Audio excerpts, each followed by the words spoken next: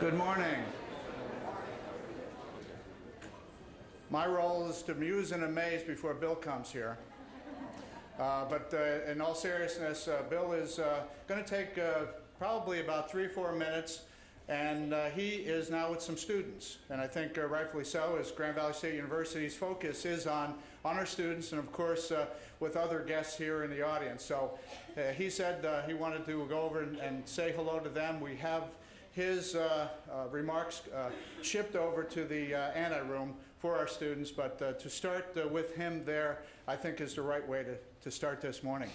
But I'm Tom Haas. I'm president of Grand Valley State University, and here to welcome you to this Seidman breakfast and lecture series.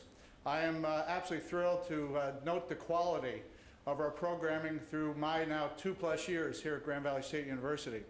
I would want to recognize 2 people in the audience to start, and I'm going to turn over to one of my colleagues. But Ambassador Peter Secchi is here. Please recognize him. Ambassador.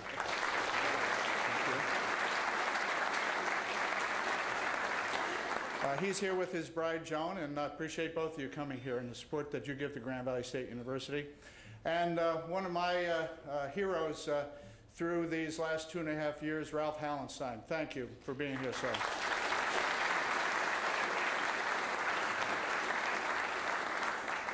I'm just going to take a minute to give you a brief update on the university. Our numbers continue to be strong. We're up 1.8% overall. Our freshman class is the largest we've ever had, over 3,900, and the profile of those students continue to also appreciate as well with wonderful students that are joining Grand Valley State University. But the real significant difference that I've seen over the last couple of years is the draw of students at Grand Valley State University, maintaining our base here in West Michigan, but drawing throughout all of Michigan now. And in fact, if you look at our freshman class, the by county, after Kent County, Oakland County is the next largest in terms of draw. So we are really expanding that base, so to speak, and knowing that Grand Valley State University is serving the entire state. We have students from every county now here at Grand Valley State University. So we continue to be strong at the undergraduate level and at the graduate level as well. We're serving this region, serving the state with graduates who are staying here in Michigan. One of the things that I like to pound my chest on, and I'll probably do it a little bit later tonight as well when I go over to Lansing, is that 98% of our students who graduate are working or going to grad school. Those that are working, 88% are working here in Michigan, and these are jobs in business and high-tech jobs and the like. These are students that are staying right here in West Michigan and in Michigan. In fact, 80% are working right here in Michigan. And I think our reputation is now going nationally.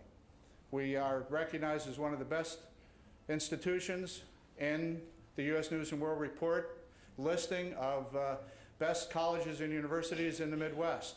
But a particular notation was noted right before I gave an opening address in August. Matt McLogan's here, and he didn't even tell me about this, Matt.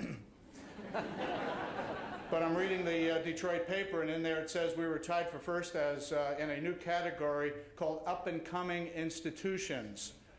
Up and coming, that's a pretty nice designation, isn't it, for Grand Valley State University, as we are still up and coming, and we are not even 50 years old as yet. So a very, very good recognition of the type of innovative programs that we offer here at Grand Valley State University. And the final statement I'd like to make is that for 13 years in a row, we're one of America's 100 best buys for quality and affordability and access. So I think things are on a good platform, stability-wise, and still having that nature of a future that's so positive for Grand Valley State University as we support Michigan and the rest of this nation with our graduates. And with that, again, welcome here, and I'm going to introduce my good friend, Glees Whitney. Please, come on up. Thank you for being here.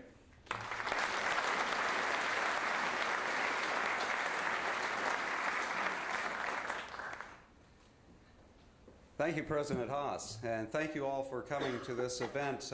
This is the first time that we've been able, in a Seidman breakfast, to actually partner with the Seidman College of Business, and we're just delighted and honored to do so. Thank you for showing up this morning, being here for some remarks. Now, my job is to be a little bit of a filler before Bill Seidman and James Williams come in, so I'm going to be looking often at this door over here, and when they come in, then I'm going to sit down very quickly. But I wanted to, I'm often asked, is there anything unique or different about this election? And what is it in particular about this election that makes it compelling? You know, on November 4th, 2008, it'll be the 55th time that Americans are going to be able to exercise their constitutional right, their duty to select the President of the United States. And there are several things, I think, that make this election particularly interesting. One of them, of course, is obvious. It's the fact that you have an African American or a woman or a septuagenarian who definitely will be in the White House for the first time in U.S. history. Now, this is a huge social leap for this country.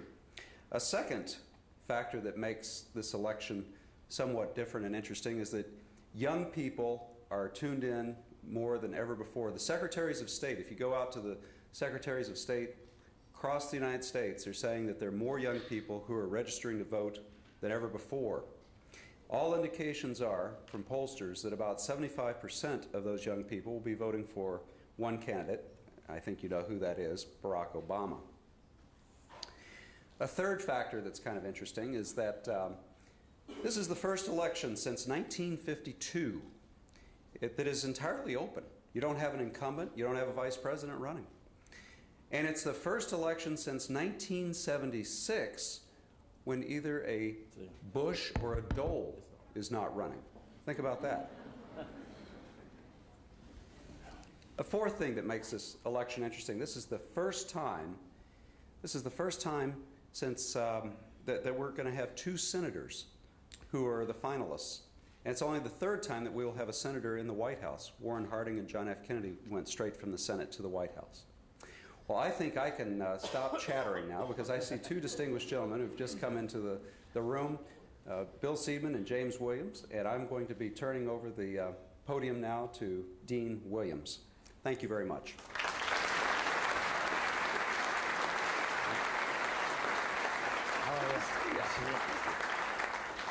Thank you very much and good morning. And thank all of you for being out this morning. You know, it's interesting because one of my colleagues said earlier, what a wonderful crowd. You know, why are all these folks here? And then he said, well, you know, it's the times, but more than that, it's because our speaker is probably one of the only persons in the nation right now that we trust.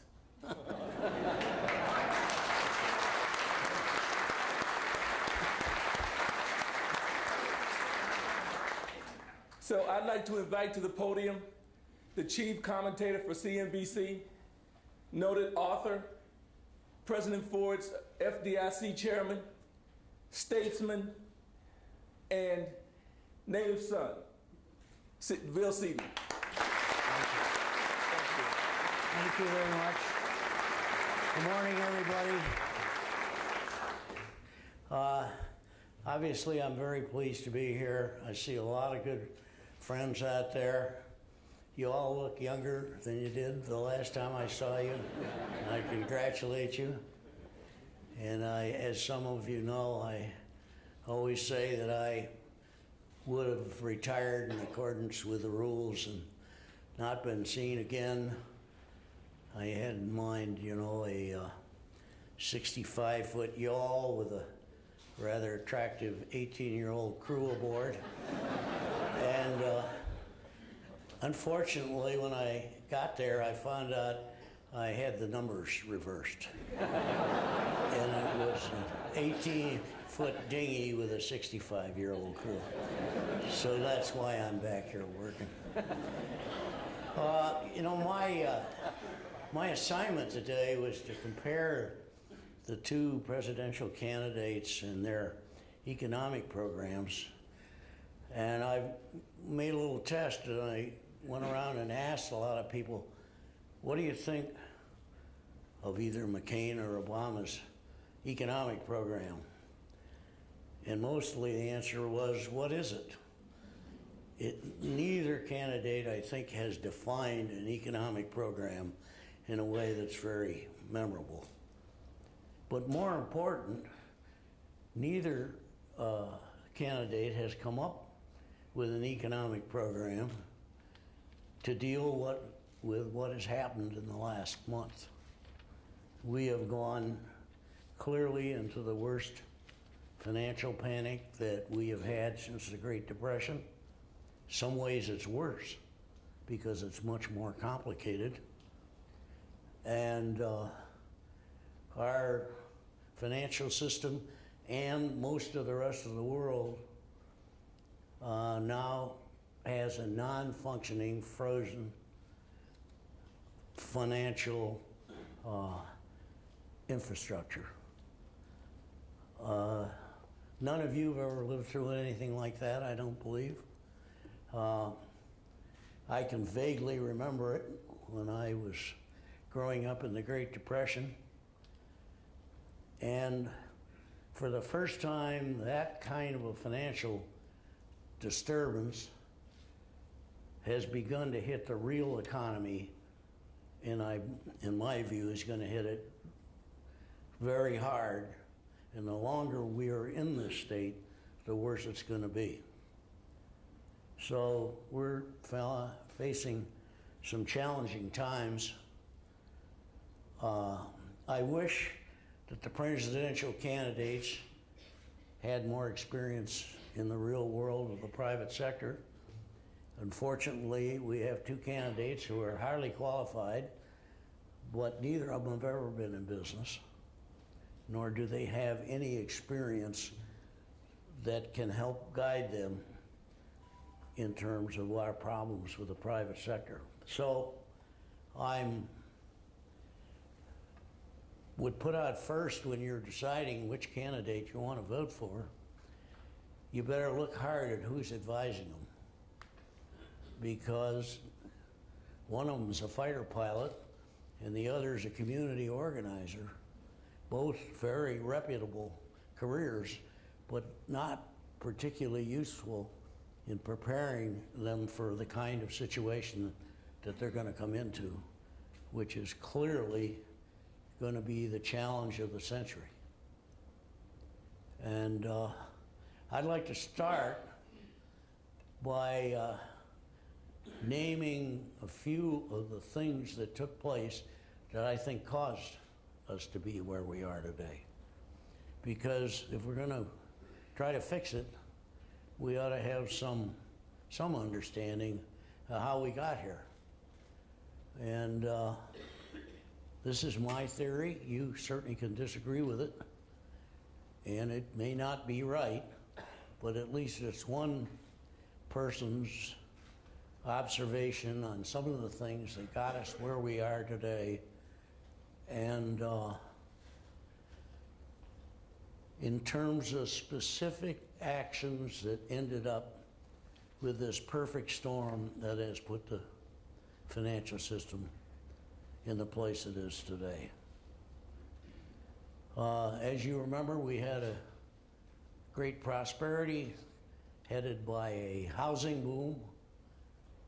And the housing boom was essentially fueled by a new form of mortgage, subprime mortgages, mortgages for people with less than perfect credit. And the system has always been adjusting to try to meet the needs within the capabilities of the people who want homes. So the subprime mortgage market grew in a way that is almost impossible to believe. There were almost 2 million subprime mortgages written in a year and a half. That means somebody had to finance a couple million homes almost of subprime mortgages.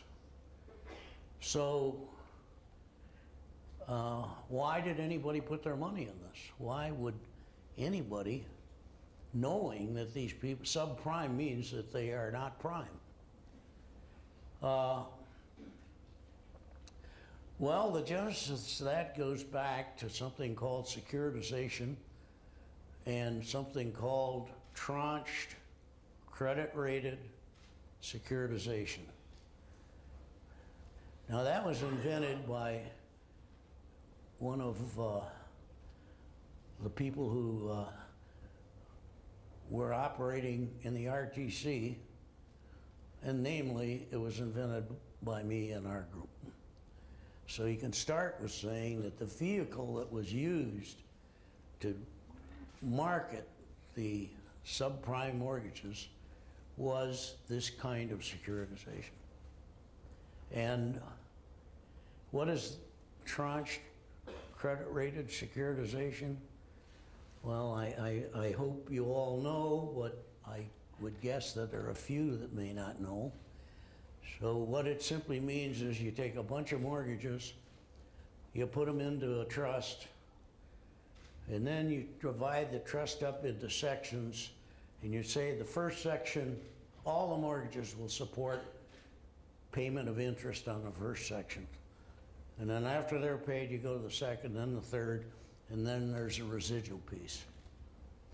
That is the way that these mortgages, subprime mortgages, were put together, and then these pieces were sold all over the world. I remember when we invented this, Alan Greenspan said, well, this is a great new innovation because we are spreading the risk all over the world, which of course is what we did, and for which at this point the world is, to say the least, blaming the whole financial crisis we're in on us. And the problem was that subprime mortgages were not a known quantity. The credit raters really didn't know how to rate them because they didn't have any history of this. So they used other mortgages. The problem was that when you added up all the pieces, it came to a higher value than the underlying assets. In other words, the packaging made the product.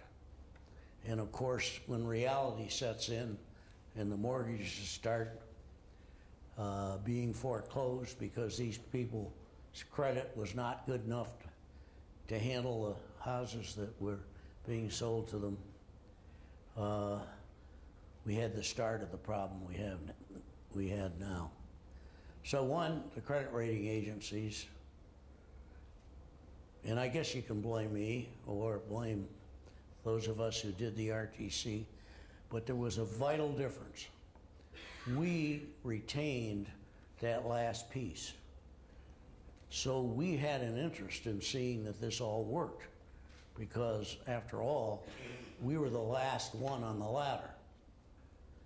What happened was that most of these mortgages were written by mortgage brokers who passed them to banks in off-balance sheet called SIVs, who sold them, and so nobody that had anything to do with putting this together had any interest in whether they paid off or not, because they'd been paid and they were celebrating on their yachts.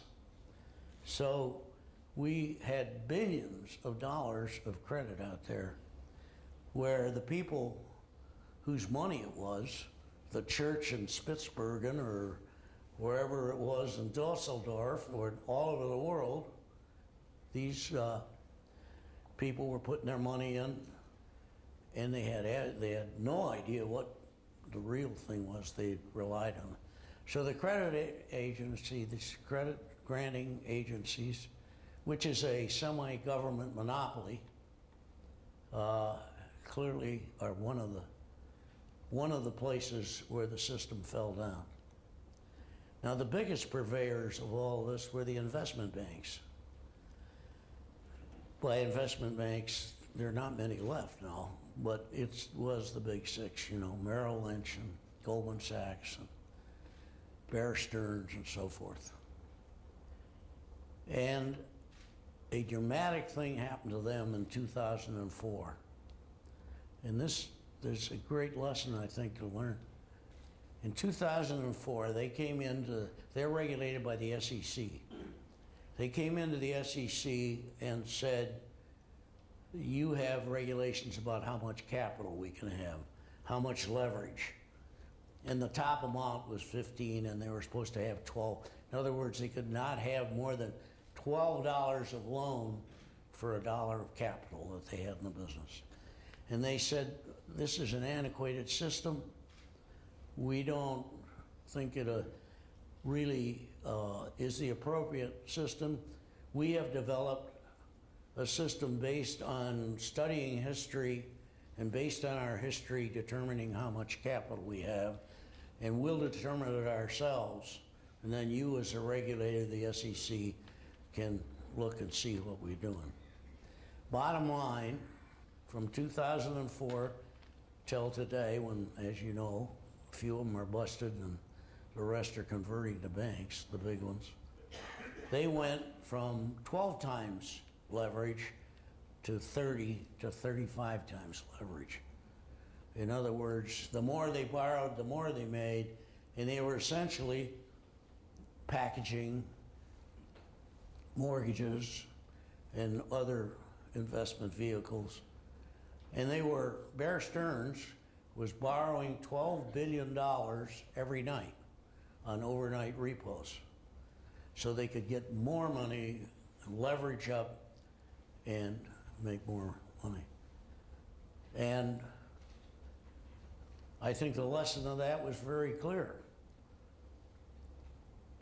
If an industry needs regulating, self-regulation, unsupervised, does not work.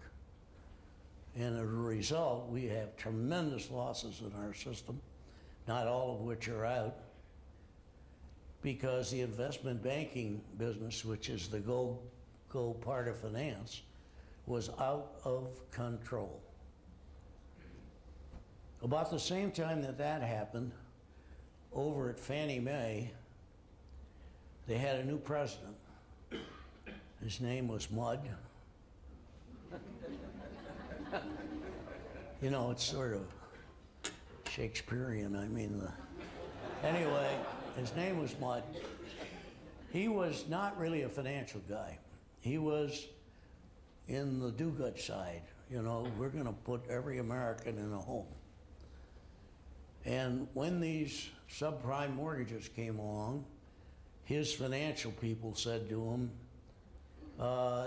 these are very risky, we better not do much business with them. He overruled them, and as a result, they put these subprime mortgages into securitizations with the U.S. government backing them, over $500,000. So there was a tremendous additional source of funding. And as a result, you know what happened? Fannie and their sister corporation, Freddie Mac, which are securitizers, both went broke, and the government had to take them over. We don't know how much that's going to cost yet, because they own them, but they haven't made good on their losses yet. But it's going to be a huge amount.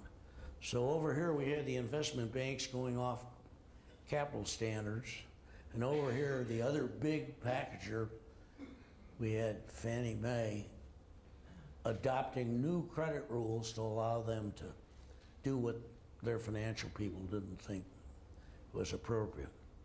At the same time, the derivative market was developing. Derivative just means whatever you're selling derives its value from something else.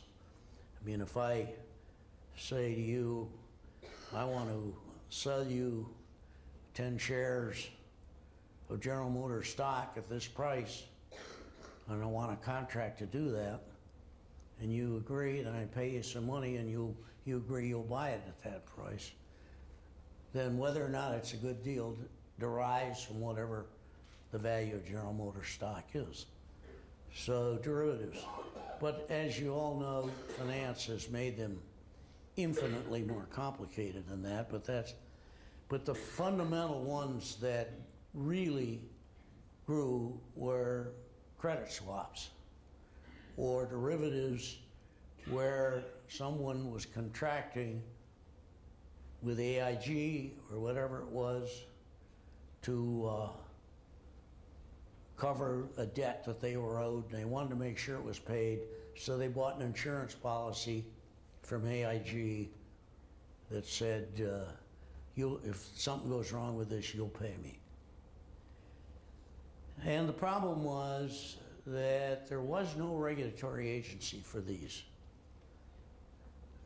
And it was proposed that their regulation, or at least disclosure, be required. And the industry fought it, and the Federal Reserve, under Alan Greenspan, vehemently opposed.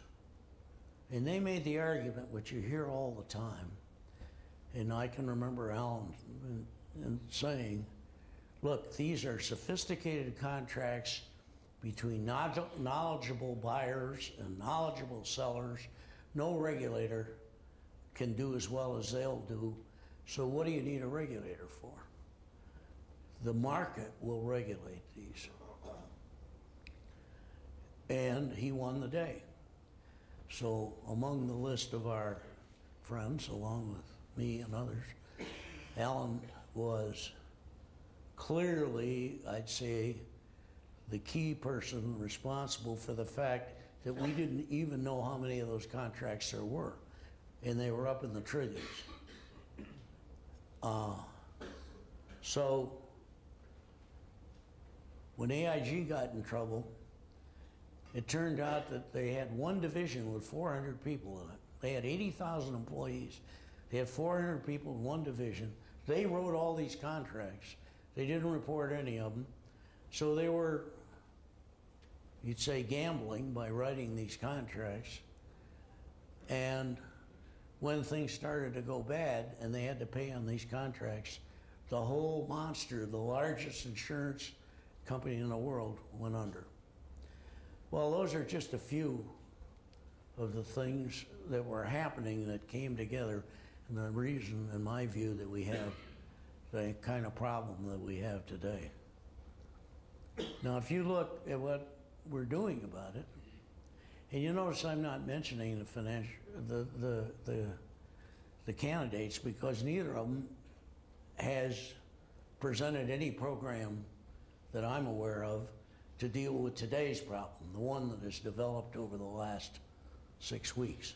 The panic, the freezing of the system, the start of what's going to be a big increase in unemployment and bankruptcies and foreclosures and all the rest. So we have the situation that, and I've just described a few of the things that sort of all came together, and suddenly people said, you know, I don't really know what this bank has for assets, and I don't know how many of these things they've got in their inventories, and I don't know what they're worth, so I don't want to do business with them. And I'm not even sure that I know what I'm worth, because I've got a lot of these things that are very hard to value, a lot of these contracts that have been sold by the investment banks and so forth. So that's when panic sets in. And if there ever was a panic, real panic, we're in it today. The system is truly frozen because nobody knows where all the losses are, who's really sound, and what do you do then? You sit on your money and you don't do anything. That's what's happening. Now, Senator McCain came up in the debates with one new thing. He's going to put a floor under housing prices. And then he didn't say how he was going to do it, but the next day he said he was going to do it by taking the money that's already appropriated and buying a lot of houses. Well, that's at least an action that gets at where a large part of the problem is, which is that these subprime mortgages, the people who had them can't pay on their mortgage. Now, just as a sideline to this, it's interesting to note that the people who had these subprime mortgages essentially made no down payments. They were paying less than rent because they had teaser rates, 3% for the first year, and then it goes up to 8 or 9. So when they're being foreclosed, they have no financial interest in the property. And the people who are getting hit are the rich who put their money in there. So I call it Karl Marx's revenge. This is unfortunately, that's just the start of it. Obviously, as the system suffers from a frozen financial situation, everybody is going to be in trouble. So what has been the response so far? Well, there have been two principal things done. One, the Federal Reserve has stepped in to try to replace the private sector and provide money so that people can borrow money.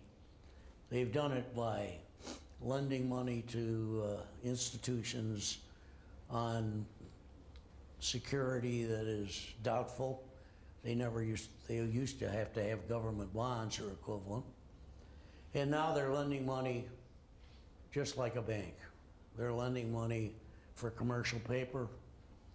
They're lending money to corporations.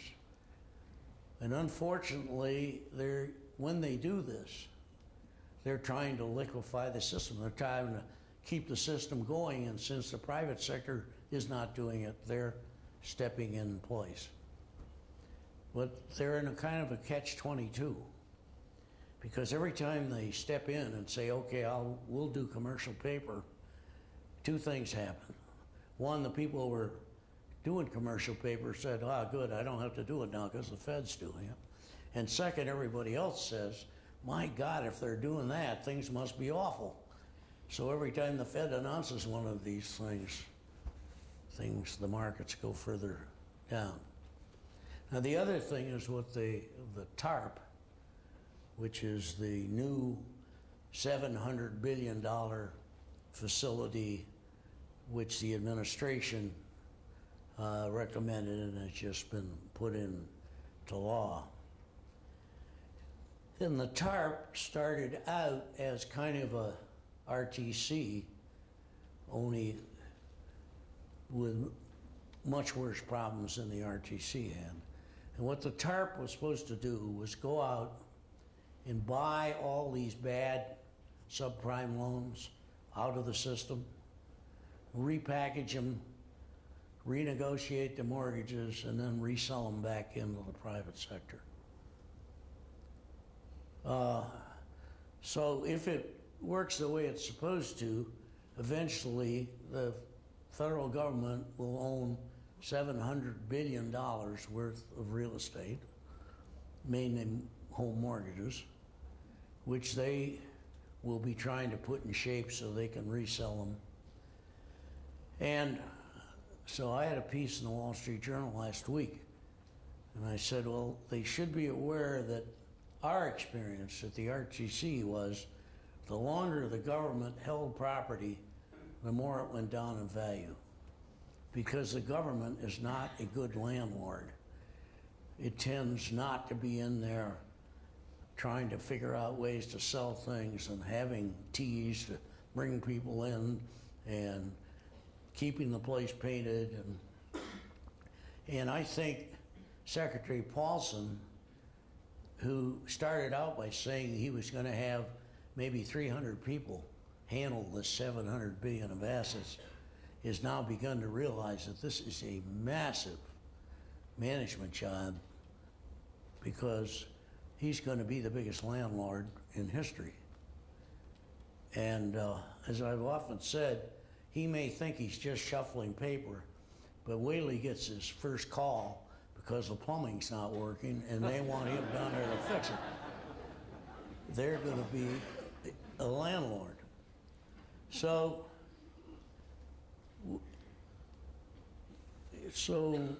that TARP has just been funded. It's about to get started. But unlike the RTC, they don't own anything now. They have to go out and buy it in the private sector. And they have to buy it, and then fix it, however they're going to fix it, and then resell it. Now to buy it, there has to be somebody willing to sell it to them. And they say, well, we're going to be buying these bad assets, so people will want to sell us their bad assets. Well, if you're a bank and you're going to sell a bad asset and take a big loss, you don't want to sell it because that reduces your capital, and the next thing you know, the regulators say you either raise some more capital or we're going to take you over. So I was in Japan for 10 years trying to get them to get a similar thing going, a TARP which Japan had. And it never got off the ground because the sellers wouldn't sell because the prices offered were too low. They were, quote, market prices. So I would predict two things about TARP. One, it's going to be a huge business. And when the government starts saying we're going to spend $700 billion new dollars, you can't imagine what comes out of the woodwork to help them. I mean, and the opportunities to defraud or perhaps just mislead are going to be huge. I mean, at the RTC, they used to complain about the fact that I had an auditor looking at an auditor who was looking at the guy who was doing the transaction. But we never had a fraud. But it was very expensive because if you're dealing out there with something new like this, there's no way to know pattern to look at what should be done. So it's going to be a very difficult and expensive job. And we don't know whether they can buy anything or not yet. My second prediction is they'll have to get started. So they're going to have to pay above market prices. They're going to have to pay prices that will be high enough so it won't put the bank out of business that they're buying it from. And if they pay high prices when they go to resell, their chances of making a profit are slim. Now, I know Warren Buffett said, oh, if I were running this, I could make a real profit out of this. And I agree, if he was running it, he could make a real profit. But he isn't running it. The government is running it. And that's a whole different ballgame.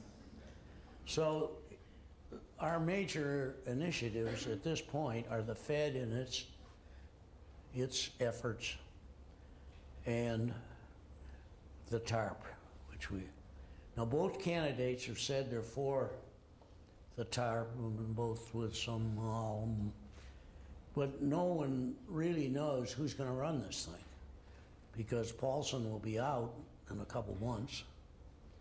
Paulson has appointed a 35-year-old engineer to run it.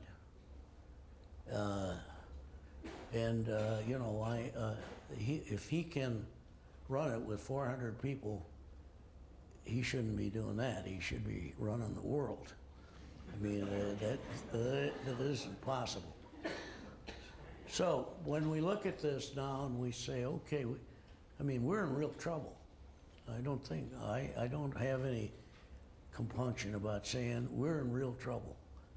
That doesn't mean we can't get out of it, but we sure aren't going to get out of it unless we do some things right from here on. And nobody knows exactly how to do what's right because there's nobody in this room that's ever been in this situation before.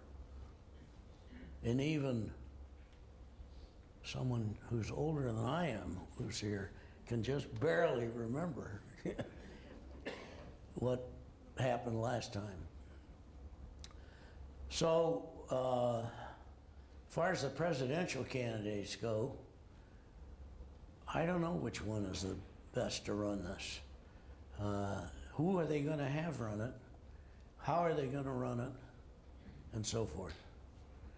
Since I'm a long-standing Republican for many, many, many years, obviously, I would like to see the Republicans run it, but I have no real idea how they will do it, unless McCain asks Paulson to stay on, which in my view would be a good idea.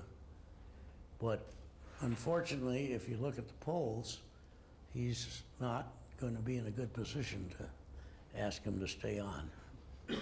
So, what do we do now? Of course, now we get to the people who are here. You're out here in the real world. I'm just, in Washington, where panic is amok.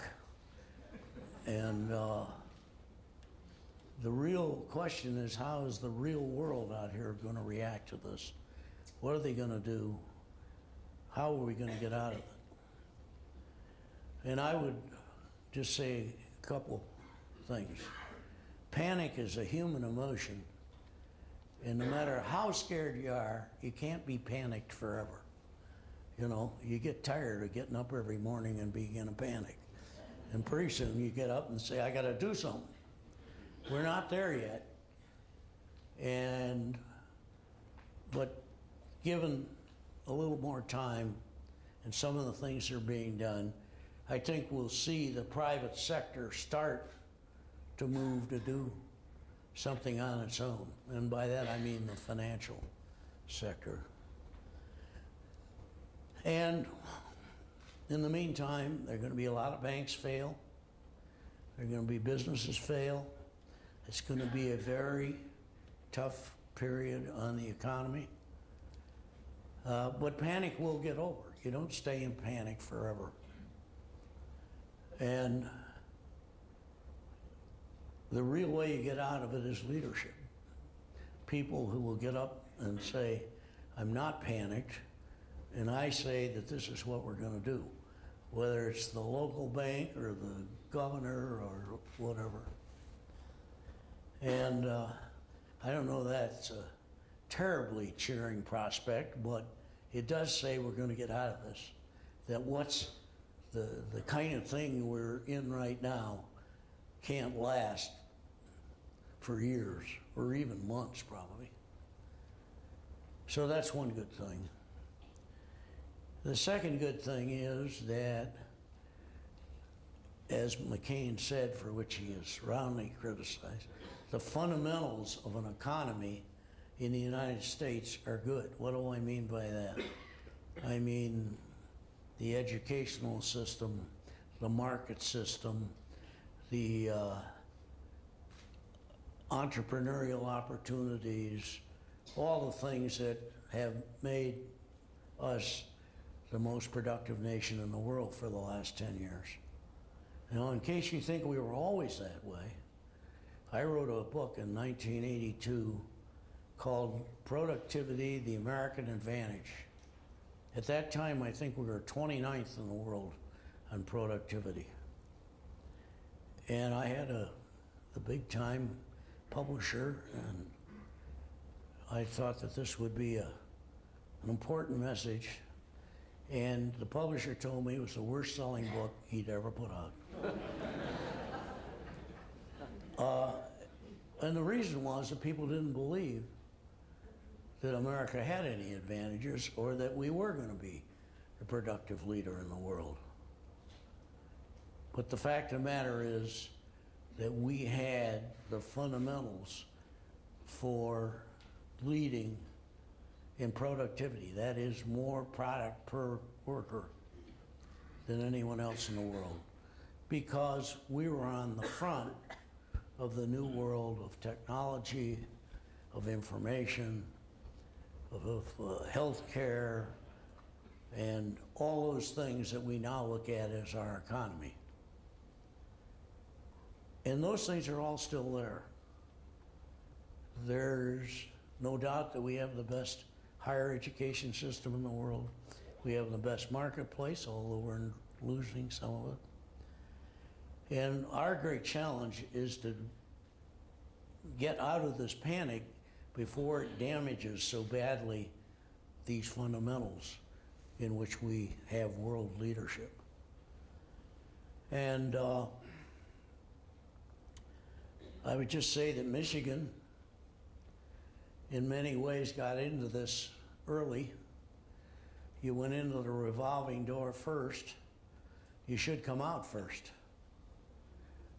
Although George Romney, the man that I used to work for here in Michigan, said a real competitor is the guy that goes in behind the fella in the revolving door and comes out ahead of him. And that's a little bit of where Michigan has got to be now. Now, you know far more about Michigan today than I do. I know that the McCain has dropped out of the contention for Michigan, apparently. In other words, he doesn't think he can possibly carry Michigan. If Obama is elected, that's probably good for Michigan. Because if Obama is elected, you want to be on the side of the winner in politics. And in most things, actually, but certainly in politics. So, I think that Michigan is going through a lot of the pain, shrinking, readjusting. And I was just in talking to the students for a few minutes, and I said, you're going to go through a period here like you've never seen before. You haven't been paying much attention to the world economy or the U.S. economy. I mean, you're focused on your career, and you're going to have to look at what's going on around you, because the world you're going out to is going to be so much different than all of your predecessors. Particularly, this was a finance class. You know, so you're going to have to take note of the world. But whenever there's change like that, there's great opportunity. Great opportunity if you can just get ahead of the curve.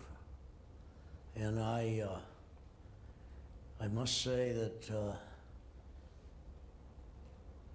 they didn't all get up and start booing. They actually, you know, listened.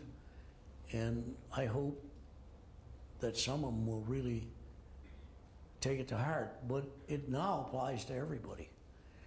One thing I can say, as far as I'm concerned, for sure, is that when we come out of this, a lot of things are going to be very different.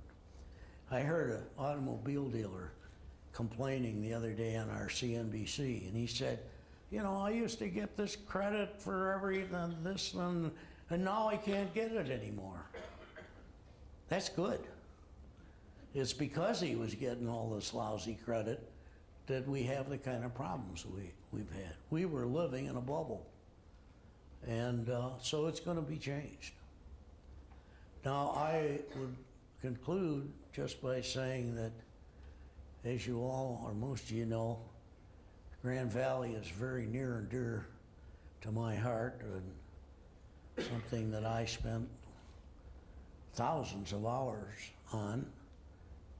And to come back here and see what Don Lubbers did, and now President Haas, to take that opportunity and turn it into a great institution, shows what you can do. Because when we started Grand Valley, Michigan was in one of its automobile depressions. Everyone said there's no chance to get anything new started. Look at the times we're in. How can you even talk about starting a new university, et cetera, et cetera? Well, there were some of us that didn't believe that, and look what's happened. So I think, in a way, we have the same situation today. This kind of a problem gives this state, this university, chance to be in leadership and where the world is going to go as we come out of this. And that means some entirely different things than we went in with. And you all are aware of some of those.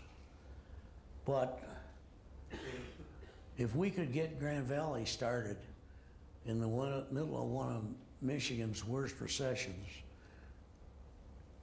you can do anything if you get organized and have the people and the desire. So I think Michigan's going to come out of this as one of the leadership states, believe it or not. And I would say not 10 years from now, but sometime much sooner than that, hopefully by the time we celebrate our 50th. So I want to thank you all for inviting me here. I wish I could come to you with a solution which I have packaged and can hand out for immediate action. But I'm like everybody else. We're in new territory. And so we all know that we've got to do some things to get us out of this. And I come back to Grand Rapids, which I know has had some tougher times, but it sure doesn't look like it around here. I mean, this looks like a boom town. So I can go back to Washington and tell them, if you were only like Grand Rapids, we'd be out of this in a hurry. Thank you.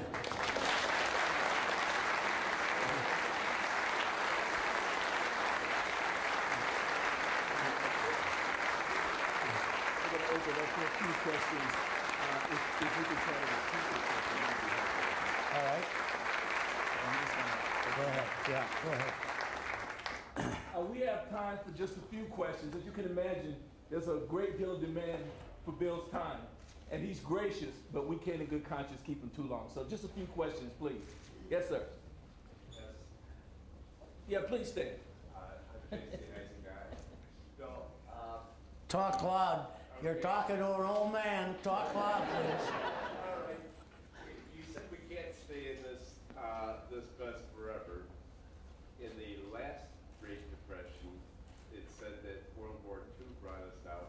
What's likely to be the trigger or the stimulus that'll bring us out this time around? The question is, what's going to bring us out of this? That the last time we didn't really get out of the Depression until 10 years later, when World War II really got it.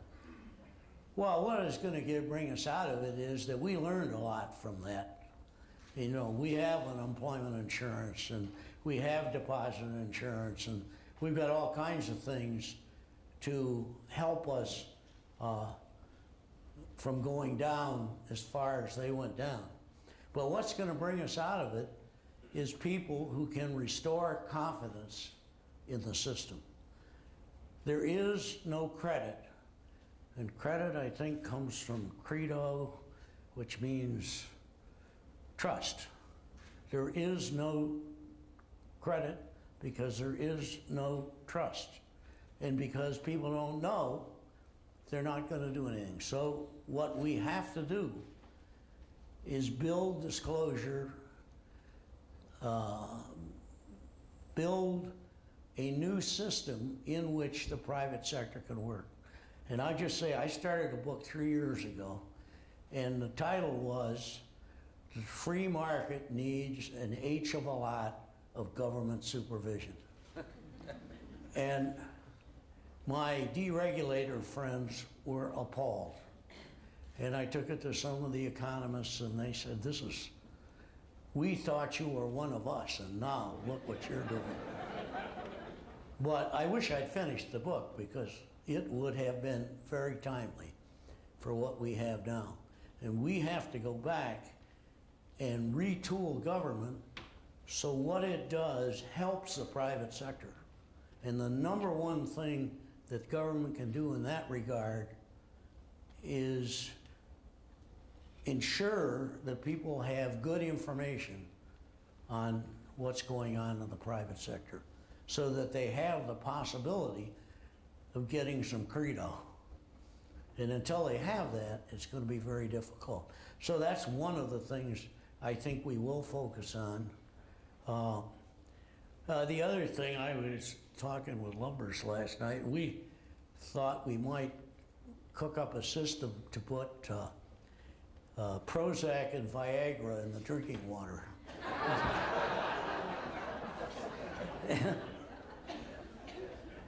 Peter? Yes, I'd like to hear your comments on the Community Redevelopment Act and how it incentivized banks to make bad loans and reduce the credit restrictions, and then the mark-to-market provision that was put in by the regulators. Right. Two key points Peter wants to talk about. I usually can only remember one at a time, but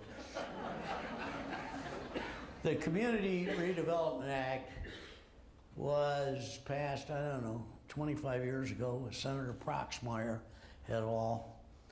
And it was designed to keep banks from raising money in Grand Rapids and shipping it to New York where it was used to finance. They said, you got to keep it here and finance Grand Rapids if you raise.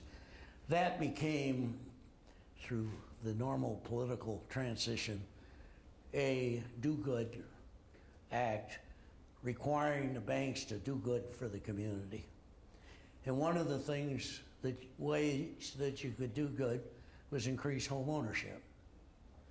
And you may remember the current president in his State of the Union proudly saying that he had raised home ownership from 68% to 76% or something.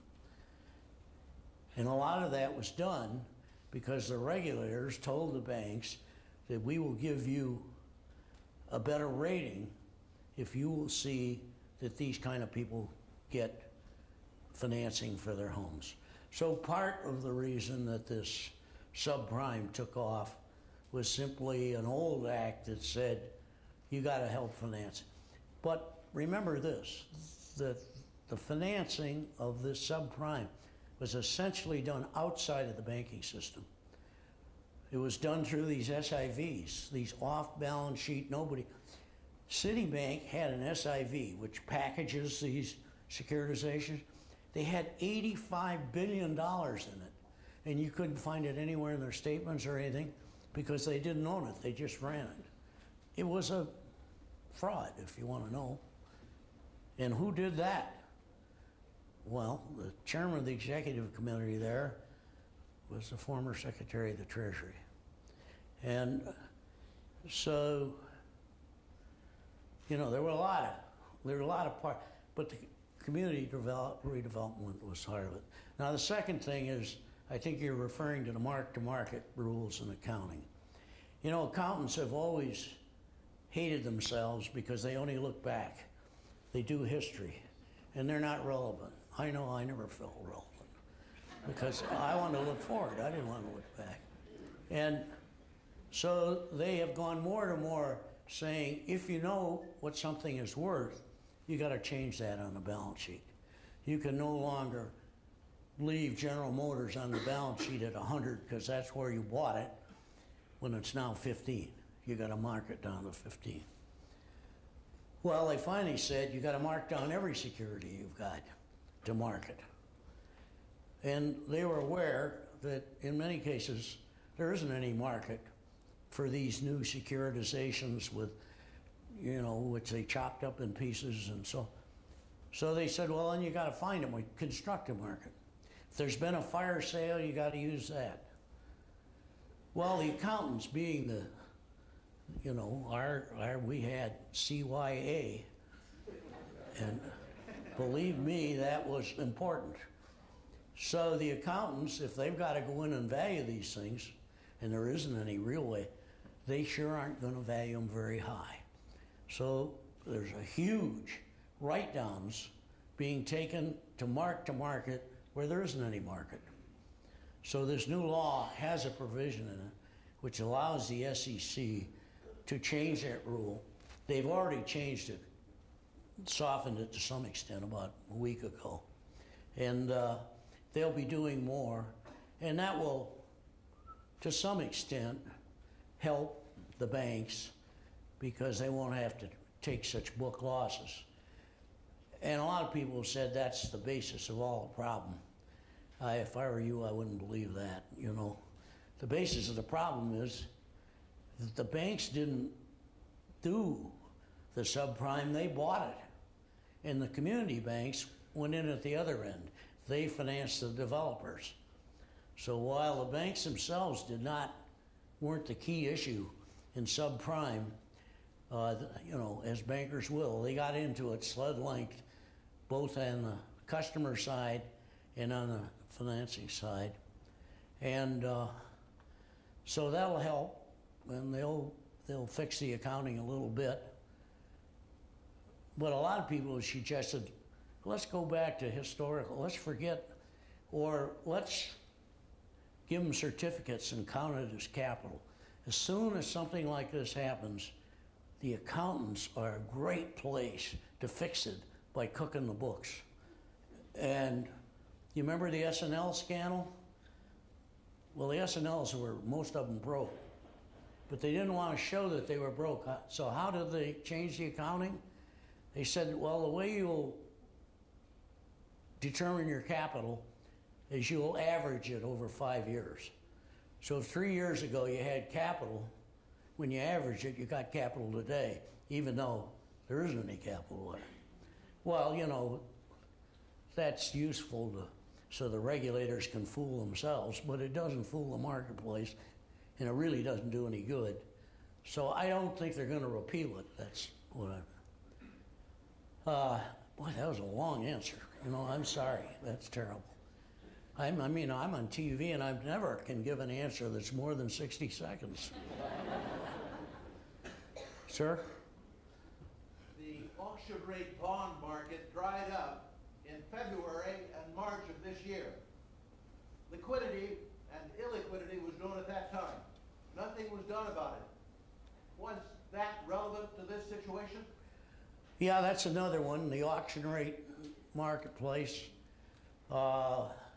which is really, if you look at finance, it's trying to get short-term rates to finance long-term assets.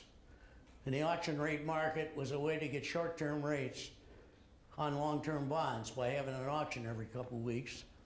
It was marketed, I would say, fraudulently, and most of the institutions that have marketed it have now refunded the money to consumers, not to businesses. But there are a lot of fraud suits out there. That's clearly another part of the perfect storm, and it is part of I guess, believing that the market will regulate itself if you'll just let those good people go out there and bargain on their own. Alan Greenspan, who's a great man and a great friend of mine from time to time, but yeah, you know, he spent 10 years with Ayn Rand, and he believed that people were economic machines. Not that they were never fraudulent, they never got mad, they were perfect economic machines. And unfortunately, it turns out that's not a very accurate description of how people behave, particularly when they can make a bundle of money in a hurry and get out before they get caught. And the auction rate thing was really one of the more reprehensible things that mainly investment banks did, but banks did it, they all did it. So I hope none of you had that, but if you do have auction rate securities, you should be able to get them redeemed by most everyone, because the attorneys general went in and said, you're going to redeem these or else, and they have in most cases. All right, is everybody ready to go back to work and do something productive? Right. Thank you very much.